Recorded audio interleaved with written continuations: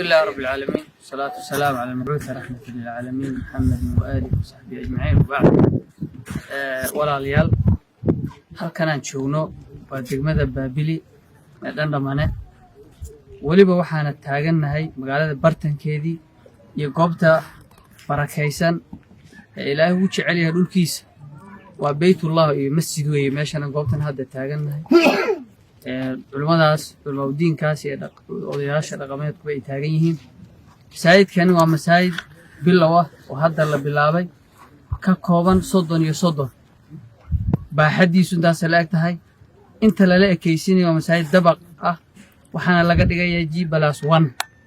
masaajidkaasi sakaxadiisa hoose waa la soo shubay dadkanaana isxil qaamay oo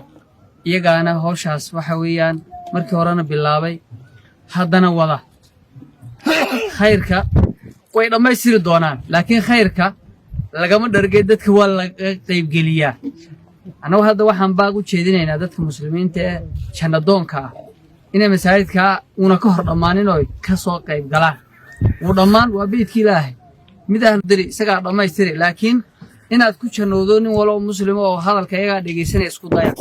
nabigana wuxuu sheegay kaleey salaatu wasalaam walo haba noqotay meel ay shimbir gashay qof Ilaahay dartii u dhisa Ilaahayna beedkii jannada wuxuu ga dhisaa buu nabigu sheegay kaleey salaatu wasalaam beed buu ga dhisaa waxa kale oo nabigu sheegay kaleey salaatu wasalaam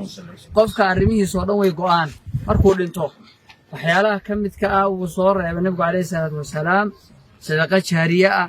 webi uu waxa way ceel uu qoday musxafu dadka dhaxashiyay cilmi dadka uu baray masaajid uu dhisay masaajidka marka kamida